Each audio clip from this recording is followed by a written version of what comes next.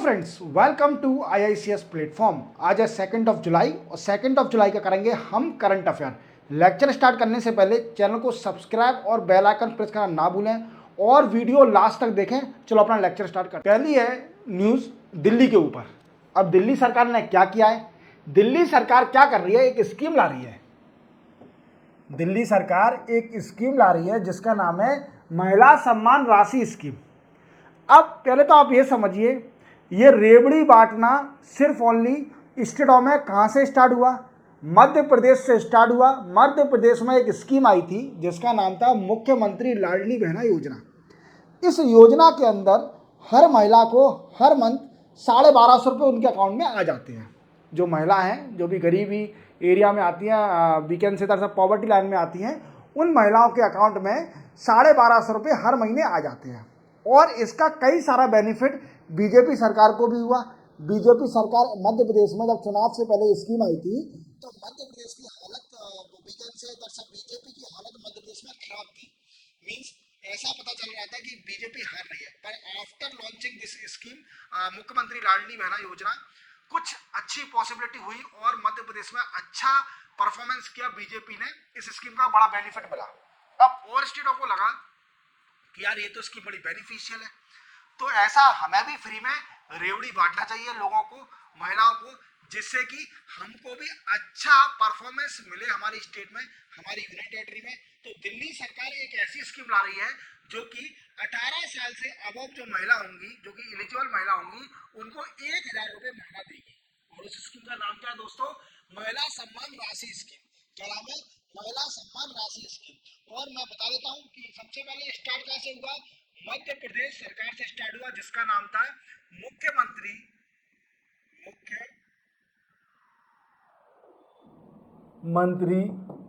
लाडली बहना योजना। और मेरे दोस्तों, मैं आपको बताना चाहूंगा, अगर आपको मेरा लेक्चर बड़ा ही स्लो लगता है कि मैं स्लो पढ़ा रहा हूँ या फास्ट पढ़ा रहा हूँ, तो आप फास्ट वाले, जिनको लग रहा है फास्ट पढ़ा रहा हूँ, तो वो स्लो कर सकते हैं। यूट्यूब पे फैसिलिटी है। और जिनको लग रहा है कि मैं बहुत स्लो पढ़ा रहा हूँ, तो ज़्यादा इंटेलिजेंट है, तो उसको फास्ट कर लीजिए, ठीक है, उसके एक्स को बढ़ा लीजिए, ठीक है। अब क्या है कि इनने सबसे पहले मध्य प्रदेश ने इस स्कीम को स्टार्ट किया था। अब इसी स्कीम को ला रही है कौन? दिल्ली सरकार। क्योंकि दिल्ली सरकार में इलेक्शन होने वाले हैं। किसके? दिल्ली गवर्नमेंट के इलेक्शन होने वाले हैं। तो दिल्ली सरकार भी इस पर एक वीकेंड से दरअसल गेम खेलने जा रही है कि मध्य प्रदेश में जैसा हुआ वैसा ही हम भी कुछ करते हैं जिससे हमारी सरकार दोबारा आ जाए, ठीक है। अब सुनो मेरी बात। क्या है कि इस स्कीम में जो महिला अबव 18 ईयर की होंगी, एलिजिबल महिला, उनको 1000 रुपीज़ उनके अकाउंट में आ जाएगा हर महीने। 1000 रुपीज़ उनके अकाउंट में आएगा। और इसी के साथ वो एक्सक्लूड है। कौन सी महिला? ऐसी कौन सी महिलाएं जो एक्सक्लूड है? देखो, जो सबसे पहले टैक्स पेयर, जो टैक्स पेयर हैं महिलाएं, वो एक्सक्लूड है इसके अंदर। या फिर जो पेंशन ले रही हैं, वो एक्सक्लूड है। और दूसरी है गवर्नमेंट एम्प्लॉय। ये सारी महिलाएं एक्सक्लूड हैं इस स्कीम का बेनिफिट लेने के लिए। और देखिए अब क्या होता है, ये स्कीम स्टार्ट हो जाएगी, देन आफ्टर महिलाओं के अकाउंट में 1000 रुपये आ जाएगा। तो स्कीम का नाम याद रखना, क्या नाम है? महिला सम्मान राशि स्कीम। महिला सम्मान राशि स्कीम दिल्ली का मेंशन करने में काम में आएगा। एक मैंने MP की बताई थी, मुख्यमंत्री लाडली बहना योजना। देन आफ्टर यहाँ पर कई सारी स्टेट में चल रही है ये स्कीम।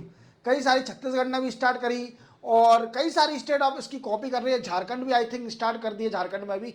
तो कई सारी स्टेट इसकी कॉपी कर रही हैं। देखा मध्य प्रदेश में अच्छा परफॉर्मेंस है, अब दिल्ली भी इस मौके में कूद आई, ठीक है। चलते अपन नेक्स्ट न्यूज पर। नेक्स्ट न्यूज हमारी, PM मोदी साहब वीना जाने वाले हैं। कहाँ जाने वाले हैं? अब वीना सिटी कहाँ पर है? देखो, ये कैपिटल कहाँ की है? ये कैपिटल है ऑस्ट्रिया की। ऑस्ट्रेलिया की नहीं, ऑस्ट्रिया की। Austria is a European country. और मैंने आपको क्वेश्चन में एक बताया था वीना सिटी के बारे में। ये सबसे लिवेबल सिटी है। लिवेबिलिटी इंडेक्स में ये नंबर 1 आई है, ठीक है। मतलब यहाँ रहना बहुत आरामदायक है, ठीक है, वीना सिटी में। और वीना कहाँ पर है? वीना सिटी कैपिटल है किसकी? ऑस्ट्रिया कंट्री की, जो कि यूरोप में है। अब यहाँ पर हमारे पीएम नरेंद्र मोदी साहब जाने वाले हैं वीना में, और 9 जुलाई से लेकर 10 जुलाई तक ये ऑस्ट्रिया में रहेंगे। और ये न्यूज़ में क्यों है? क्योंकि क्या हो रहा है कि ये 41 साल बाद हो रहा है, 41 ईयर बाद, 41 साल बाद कोई पीएम हमारे इंडिया का ऑस्ट्रिया जा रहा है। सबसे पहले इंदिरा गांधी गई थी, 41 साल पहले इंदिरा गांधी गई थी। इंदिरा गांधी 1983 में इंदिरा गांधी जी गई थी 1983 में। इसके बाद कोई भी प्रधानमंत्री नहीं गया इस कंट्री में, और डिप्लोमेट कई सारे जाते रहे, डील साइन करते रहे, बट कोई भी हमारे इंडिया का पीएम नहीं गया। मैंने आपको कल के न्यूज़ में बताया था रशिया के बारे में कि हमारे पीएम नरेंद्र मोदी साहब रशिया जाने वाले हैं। 7 जुलाई से 8 जुलाई तक रशिया में रहेंगे। देन आफ्टर वहाँ से वीना जाएंगे, 9 से 10 जो ऑस्ट्रिया कंट्री है वहाँ पर जाएंगे, वहाँ पर डील साइन करेंगे रिलेटेड टू इनोवेशन। आपको मालूम है कि ऑस्ट्रिया कंट्री डेवलप कंट्री है, अच्छा मतलब इनोवेशन अच्छा है, मतलब वी कैन से दर्शक टेक्नोलॉजी में आगे है, innovation and entrepreneurship.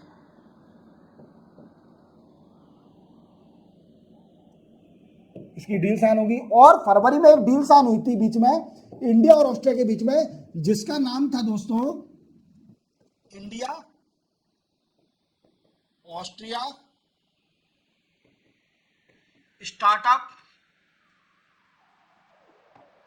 Startup bridge. ये दोस्तों फरवरी इसी साल डील साइन हुई थी। इसमें क्या है कि जो एंटरप्रेन्योर होंगे, स्टार्टअप होंगे, उनमें डील साइन हुई थी कि उनको प्रमोट करा जाएगा। मींस दोनों कंट्री एक दूसरे को सपोर्ट करेंगी स्टार्टअप को प्रमोट करने के लिए। क्लियर? इतनी सी न्यूज़ है, जब जाएंगे तो अपन डिटेल में बताएंगे कि क्या क्या डील साइन करिए। चलते अपन नेक्स्ट न्यूज़ पर। नेक्स्ट न्यूज़ हमारी मध्य प्रदेश के ऊपर। देखो मध्य प्रदेश कितनी प्यारी स्टेट है। यहाँ आइए दोस्तों, यहाँ पर विजिट करिए, ठीक है, देखिए टूरिज्म बहुत आगे है, ठीक है, ग्वालियर किला देखिए, कई सारी चीज़ देखिए। मध्य प्रदेश के अंदर कई सारी चीज़ें हैं। अब मध्य प्रदेश ने क्या किया है? अब ये टूरिज्म सेक्टर से न्यूज़ नहीं है, ये न्यूज़ कुछ और है। ये न्यूज़ क्या है कि जो काउ स्लॉटर होते हैं, मीन्स काउ स्लॉटर, जो कि गाय की हत्या करके और उसका मीट बेचते हैं, स्लॉटर जिनको बचर भी बोला जाता है, स्लॉटर जो काटते हैं काउओं को, तो उनके ऊपर एक कानून आया था 2004 में। क्या आया था कानून? 2004 में, जिसका नाम था काउ स्लॉटर प्रिवेंशन एक्ट। क्या था दोस्तों?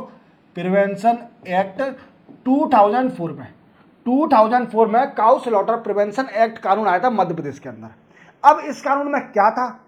इस कानून में यह था कि कोई भी गाय की हत्या या स्लॉटर, कोई भी गाय को नहीं ले जा सकता या कैरी नहीं कर सकता।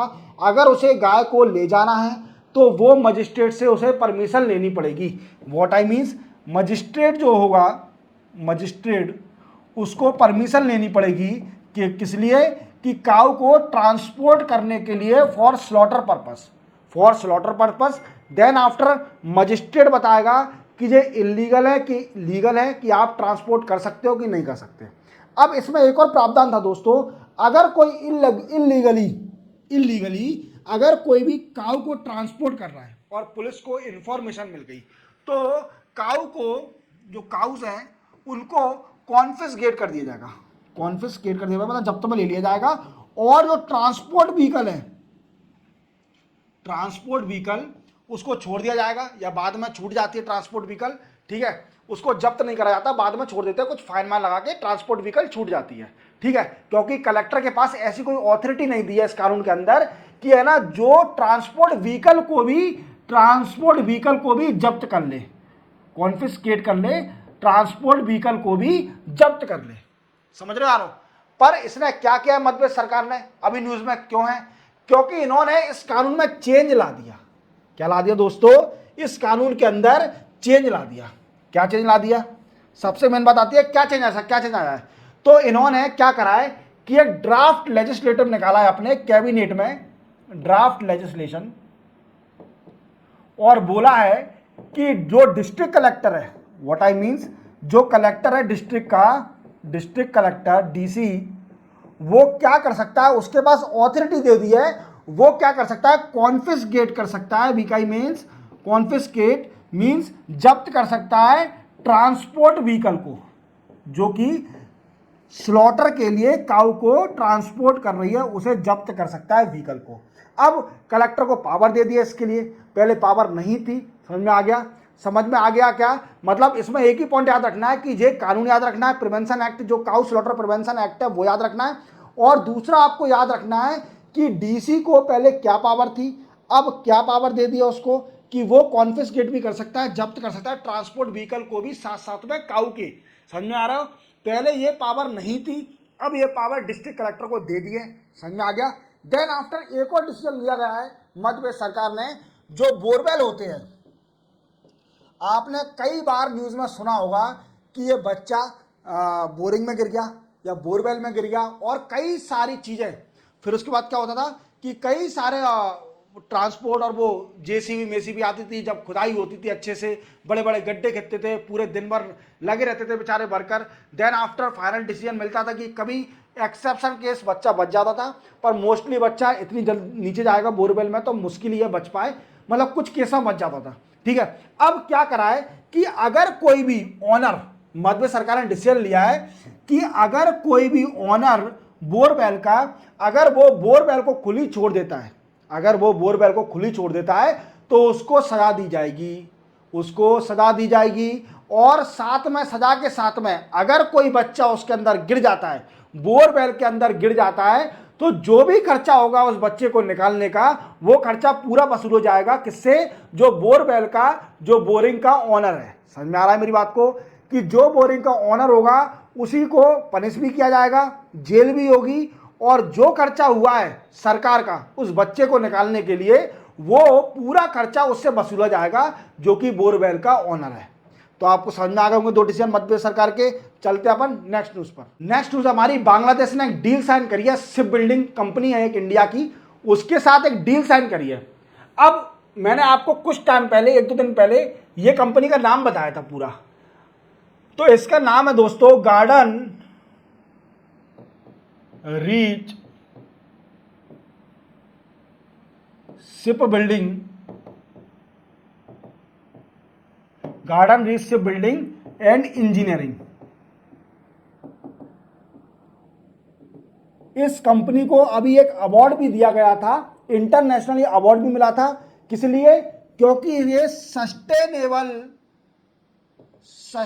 का यूज कर रही है। समझ में आ रहा है कि, और ये क्या है, ये शिप बिल्डिंग कंपनी है जो कि वेसल बनाती है, जो कि जहाज बनाती है, शिप बनाती है। हाँ ठीक है। और इंडिया, जो बांग्लादेश है, ये इंडिया की कंपनी आप जानते हो, बांग्लादेश ने एक डील साइन करी है इस कंपनी के साथ, इंडियन कंपनी के साथ। क्या करने की डील? कि वो 800 टन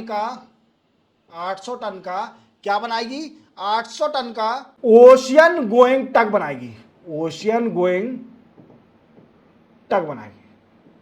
सर ये ओशियन गोइंग टग क्या होता है, ये तो समझाइए पहले आपने। मैंने शिप सुने हैं, मैंने सबमरीन सुना है, पर ये पहली बार टर्मिनोलॉजी सुन रहा हूं कि ओशियन गोइंग टग क्या होता है। देखो ये क्या होते हैं, वेसल जैसे ही होते हैं, मीन्स शिप जैसे ही होते हैं, पर ये रेस्क्यू करने के काम में आते हैं। अगर मान लीजिए किसी भी शिप का फ्यूल खत्म हो गया है, या फिर कोई पायरेट्स आ गए हैं, या फिर कोई इमरजेंसी है, तो ये टग जाते हैं और उनकी मदद करते हैं, उसको शिप को खींच के लाएंगे, या फिर उसे ट्रांसपोर्ट लाने के लिए ऑन द शोर, और या कोई भी डिफिकल्टी हो जाती है, किसी भी इमरजेंसी ज़रूरत है, तो ये टग की ज़रूरत पड़ती है। ओशियन टग बोला जाता है इनको। और ये GRSE बांग्लादेश के लिए 800 टन का टग बनाएगी। समझ में आ गया? ओशियन टग बनाएगी। अब इनके पास पैसा कहाँ से आएगा? बांग्लादेश के पास पैसा कहाँ से आएगा? तो देखो इन्होंने बड़ा दिमाग लगाया, इन्होंने इंडिया से ही पैसा लेकर इंडिया की कंपनी को ही दे दिया। व्हाट आई मीन्स, इंडिया ने क्या करा है, हालांकि इंडिया ने उधार दिया है, कोई फ्री में बांटा नहीं है। इंडिया ने क्या करा है, $500 मिलियन लाइन ऑफ क्रेडिट दिया है बांग्लादेश को फॉर डिफेंस इक्विपमेंट के लिए $500 मिलियन का लाइन ऑफ क्रेडिट दिया है इंडिया ने। और इसी पैसे से, इसी व्हाट आई मींस फंड से यूज करके GRSE कंपनी के साथ बांग्लादेश ने डील साइन करी। और ये डील 800 टन का टग बनाएगी। कौन? जीआरएससी। किसके लिए? बांग्लादेश के लिए। समझ में आ गई? समझ में आ गई ये न्यूज। चलते हैं अपन नेक्स्ट न्यूज पर। नेक्स्ट न्यूज है इंडिया और पाकिस्तान के ऊपर। आप जानते हो इंडिया और पाकिस्तान ने क्या किया है, अभी डेटा एक्सचेंज करा है प्रिजनर का। देखो ये इंडियन प्रिजनर है पाकिस्तान जेल के अंदर, इनकी क्या हालत हो गई है देख रहे हो आप। आपने एक मूवी देखी होगी, सौरभजीत नाम से कुछ मूवी थी, मैं नाम भूल रहा हूँ उसका, शायद यही नाम था। उसमें रणवीर हुड्डा जी थे, रणवीर हुड्डा जी थे। उसमें बताया था कि पाकिस्तान में इंडियन प्रिजनरों की कितनी बुरी हालत है। उस पर्सन को इवन खाना भी नहीं दिया था, उस पर्सन को छोटे से वीकेंड से सेल में डाल दिया था, जिसमें सांस लेने की भी जगह बड़ी मुश्किल हो रही थी, सांस लेने की जगह भी नहीं थी, और कोई वीकेंड से वेंटिलेशन का कोई एक्सेस नहीं था उस सेल के अंदर। देन आफ्टर वो पर्सन, सरबजीत जी, शायद रियल स्टोरी है, वो मर गए थे, एक्सपायर हो गए थे, और देन आफ्टर उनकी बॉडी आई थी हमारे इंडिया में। उनकी कैसी बुरी हालत हो गई थी। रणवीर हुड्डा जी हैं, उनने पूरी रियलिटी बताई है उस मूवी के अंदर। आप देखिए, आपको पता चलेगा कि पाकिस्तान में जो इंडियन प्रिजनर हैं उनकी क्या हालत है। Even India and Pakistan both sign the bilateral deal to access the counsellor in prisoner. देखो अब क्या है कि इन दोनों ने डेटा साइन किया, डेटा एक्सचेंज किया है। किसने? इंडिया और पाकिस्तान ने अपने प्रिजनरों का डेटा एक्सचेंज करा है। इंडिया ने बताया है कि हमारी जेलों में पाकिस्तान के कितने प्रिजनर हैं, और यह भी बताया है पाकिस्तान ने कि हमारे प्रिजन में कितने लोग इंडियन प्रिजनर हैं। तो पाकिस्तान तो हमेशा झूठ बोलती है, वो तो छुपाती है हर चीज़ को, और उसका तो मतलब छुपानी है कुछ ना कुछ। तो पाकिस्तान तो एक नंबर की मतलब मक्कार है, वो समझिए आप मेरी बात को। और दूसरी बात, इंडिया ने रियल डाटा दिया। अब ये क्यों डेटा एक्सचेंज क्यों करते हैं? डाटा एक्सचेंज क्यों करते हैं? सबसे बड़ी बात आती है डाटा एक्सचेंज क्यों करते हैं। देखो 2008 में इंडिया और पाकिस्तान ने एक डील साइन करी थी, बायलैटरल एग्रीमेंट साइन किया था। We can say bilateral agreement या डील भी बोल सकते हैं, पर bilateral agreement is a means professional word लग रहा है मुझे, इसलिए मैंने बायलैटरल एग्रीमेंट लिखा है। बायलैटरल एग्रीमेंट साइन किया था जिसमें counsellor access what I means, counsellor कौन होता है? ये कौन होते हैं? ये डिप्लोमेट होते हैं। मीन्स ये कंट्री में एक्सेस कर सकते हैं और वहां पर जो प्रिजनर है उनकी कंडीशन को देख सकते हैं। आप समझ रहे हो मेरी बात को? पर ये होता नहीं है, वो अलाउ करते नहीं है पाकिस्तान वाले, बहुत गंदे लोग हैं, वो काउंसिल एक्सेस में दिक्कत आती है। हालांकि ये एग्रीमेंट तो इनका धंधा ही है वॉयलेट करना। कोई भी एग्रीमेंट साइन कर लो, आप देख लो सीज फायर कितनी बार एग्रीमेंट ये साइन कर चुके हैं सीज फायर का, तो भी ये पाकिस्तान और इंडिया के बॉर्डर पर गोली चला देते हैं। हालांकि अब तो ये ठंडा माहौल पड़ा हुआ है, क्योंकि अब थोड़े डरे हुए हैं, क्योंकि इंडियन आर्मी को फुल पावर मिल चुकी है। तो देखिए अब क्या करा है, इन दोनों ने डेटा साइन करा है, और इसी डील के कारण इनको 1 जनवरी और 1 जुलाई को डेटा एक्सचेंज करना पड़ेगा regarding of prisoner in both country. समझ में आ गया? समझ में आ गया? तो देखो बेचारे कैसे बैठे हमारे इंडियन इस बुरी हालत में, किस तरीके से ये लोग बाग बैठे हुए हैं, इंडियन लोग हैं, इनकी हालत देखिए। इवन जो बच्चे मतलब माल न्यूट्रिशन की दिक्कत हो जाती है, वही दिक्कत हो रही है इन लोगों को, क्योंकि इनकी बुरी हालत हो गई, वो खाने को भी नहीं दिया जा रहा है। मुझे ऐसा लग रहा है कि खाने को भी नहीं दिया जा रहा है। तो अपन चलते हैं नेक्स्ट न्यूज़ पर। नेक्स्ट न्यूज़ है हमारी प्रोजेक्ट नेक्सस। क्या है प्रोजेक्ट नेक्सस? अगर मैं आपसे बोलूं कि अगर आपको विदेश जाना है तो आपके लिए और अच्छा विदेश कर दिया है, क्योंकि प्रोजेक्ट नेक्सस आ गया है, जिसके जरिए आप यूपीआई के जरिए पेमेंट कर सकते हैं। फास्ट इंस्टेंट पेमेंट, जो फास्ट पेमेंट सर्विस चल रही है वहां पर कंट्री में, उनको भी यूपीआई के जरिए आप पेमेंट कर सकते हैं। तो आपको बड़ी खुशी होगी कि कितना बेनिफिट होते जा रहा है। हम विदेश जाने के लिए बिल्कुल तैयार है, क्योंकि हमें कोई भी बैंक से फैसिलिटी, ऐसा क्रेडिट कार्ड और डेबिट कार्ड एक इंडिविजुअली नहीं लेना पड़ेगा पेमेंट के लिए, ना ही करेंसी स्वैप करने का कुछ करना पड़ेगा। डायरेक्ट यूपीआई का यूज़ करके आप पेमेंट कर सकते हो, जो कि उस कंट्री में फास्ट पेमेंट सर्विस चल रही है, उसमें यूपीआई के जरिए आप पेमेंट कर सकते हो। अब देखो प्रोजेक्ट नेक्सस क्या है, ये स्टार्ट किया है दोस्तों BIS। अब BIS क्या है? तो दोस्तों BIS का फुल फॉर्म है bank of international settlement. Bank of international settlement. अब ये क्या है दोस्तों? देखो इसने एक प्रोजेक्ट स्टार्ट किया है, मैंने अब जैसे आपको बताया कि प्रोजेक्ट नेक्सस में क्या होगा कि कुछ कंट्रियों ने इसको डील साइन कर लिया है, जैसे कि थाईलैंड, सिंगापुर, मलेशिया, इंडिया। इन कंट्रियों की सेंट्रल बैंक ने डील साइन करी है कि हम हमारे जो कंट्री में फास्ट पेमेंट सर्विस चल रही है उसका हम यूज करके लोग बाग जो भी सिटीजन घूमने आते हैं, टूरिज्म के लिए आते हैं, वो पेमेंट कर सकते हैं।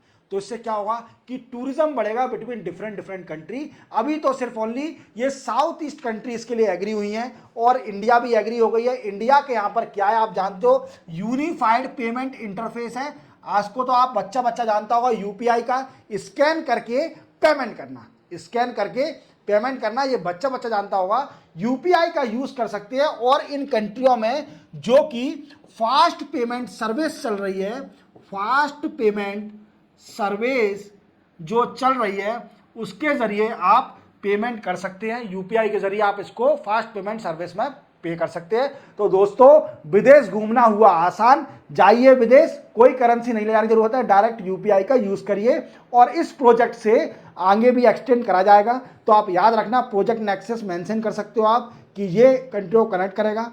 अच्छा प्रोजेक्ट है, बीआईएस ने स्टार्ट किया है, bank of international standard. Clear, चलते हैं अपन नेक्स्ट न्यूज। नेक्स्ट न्यूज है हमारे दोस्तों इंडिया और साउथ कोरिया के ऊपर।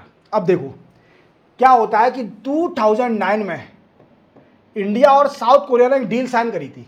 क्या डील साइन करी थी दोस्तों, जिसको अपन कंप्रेहेंसिव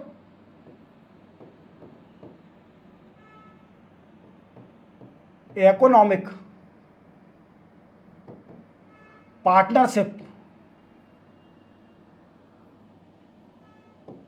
एग्रीमेंट, CEPA।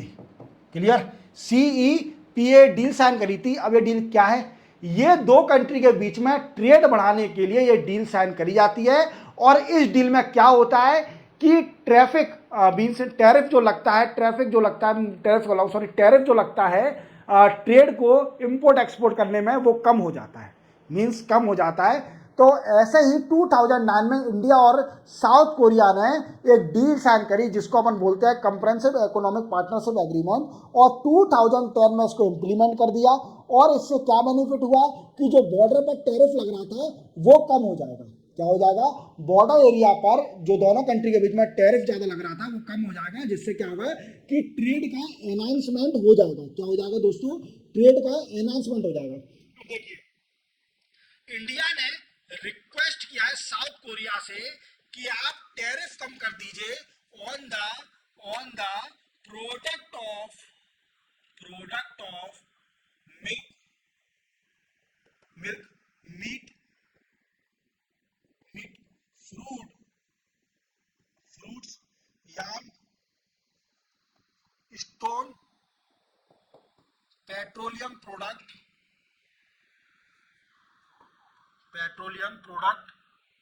ETC। इन चीजों पर टैरिफ कम कर दीजिए, क्योंकि हम दोनों कंट्रियों के बीच में एक डील साइन है जिसका नाम है कंप्रेहेंसिव इकोनॉमिक पार्टनरशिप एग्रीमेंट। अब इसको देखने से पहले हमें ये भी जानना चाहिए, देखो इंडिया ने रिक्वेस्ट करी है, अब वो एक्सेप्ट करे या ना करे वो उनके ऊपर है, क्योंकि डील साइन है। ठीक है, फिर इंडिया क्या एक्शन लेती है, हमें जानने की जरूरत है कि इंडिया का ट्रेड कितना है इसके साथ। तो देखो हम इसको साउथ कोरिया को एक्सपोर्ट करते हैं सिर्फ ओनली $6.41 बिलियन तो एक्सपोर्ट करते हैं, और हम इंडिया इंपोर्ट करती है साउथ को $21.13 बिलियन, $21.13 बिलियन हम इंपोर्ट करते हैं साउथ कोरिया से। तो आप समझ गए होंगे कि कितना ट्रेड डिफिसिट है इंडिया का साउथ कोरिया के साथ। देख रहे हो आप, कहाँ 6 और कहाँ 21, तो आप समझ पा रहे होंगे तो कितना ट्रेड डिफिसिट है, कई सारा ट्रेड डिफिसिट है। तो आप बिल्कुल क्लियर हो गए होंगे। इसी के साथ मैं आपसे बोलना चाहूँगा कि अपने 2 जुलाई के करंट अफेयर कंप्लीट होते हैं। चैनल को सब्सक्राइब और बेल आइकन प्रेस करना ना भूलें और वीडियो को हमेशा लास्ट तक देखें। मिलते हैं हम कल, तब तक के लिए जय हिंद।